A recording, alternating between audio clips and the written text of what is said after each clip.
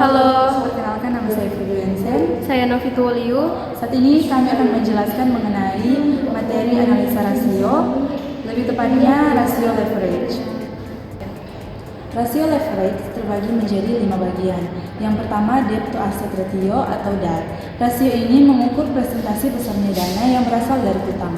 Nah, rumus yang biasanya digunakan dalam perhitungan DAR ini yaitu DAR sama dengan total hutang dibagi dengan total aktiva, kemudian dikali dengan 100%.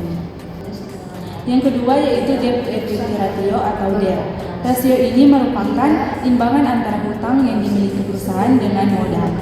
Adapun rumus yang digunakan dalam perhitungan DER ini yaitu DER sama dengan total hutang dibagi dengan modal, kemudian dikali dengan 100%. Selanjutnya ada time interest earned ratio atau TIER. TIER sering disebut dengan coverage ratio yang merupakan rasio antara laba sebelum bunga dan pajak dengan beban bunga. Rumus yang biasa digunakan untuk menghitung TIER yaitu TIER sama dengan laba sebelum bunga dan pajak dibagi dengan beban bunga. Selanjutnya ada fixed charge coverage ratio. Rasio ini mengukur kemampuan perusahaan untuk menutup beban tetapnya termasuk pembayaran dividen saham, preferen, bunga, angsuran pinjaman, dan sewa. Rumus yang biasa digunakan untuk menghitung fixed charge coverage ratio yaitu EBIT ditambah bunga ditambah angsuran lease, kemudian dibagi dengan bunga ditambah angsuran lease. Selanjutnya ada debt service ratio, merupakan kemampuan perusahaan dalam memenuhi beban tetapnya termasuk angsuran pokok pinjaman. Kemudian rumus yang biasa digunakan untuk menghitung debt service ratio yaitu laba sebelum bunga dan pajak dibagi bunga ditambah sewa ditambah angsuran pokok pinjaman dibagi dengan 1 kurang tarif pajak. Berikut ada contoh laporan keuangan neraca dan laporan laba rugi serta perhitungan rasio leverage. Berikut adalah hasil penjelasan tentang perhitungan yang kami buat, yaitu tentang rasio leverage. Yang pertama yaitu DAR.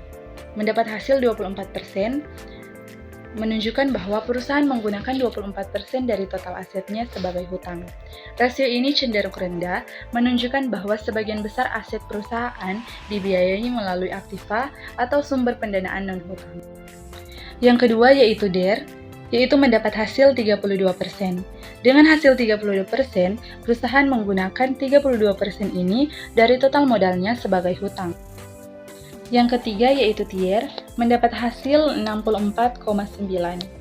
Rasio ini menunjukkan seberapa baik perusahaan mampu membayar bunga hutangnya dari laba operasional atau laba perusahaan.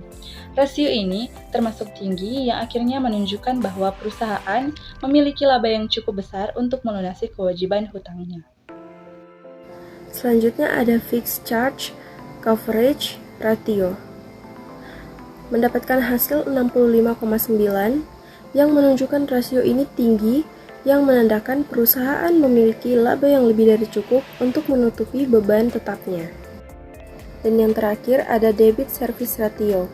Dengan hasil 64,9, rasio ini tinggi menandakan bahwa perusahaan memiliki laba yang sangat cukup untuk menutupi atau membayar hutangnya.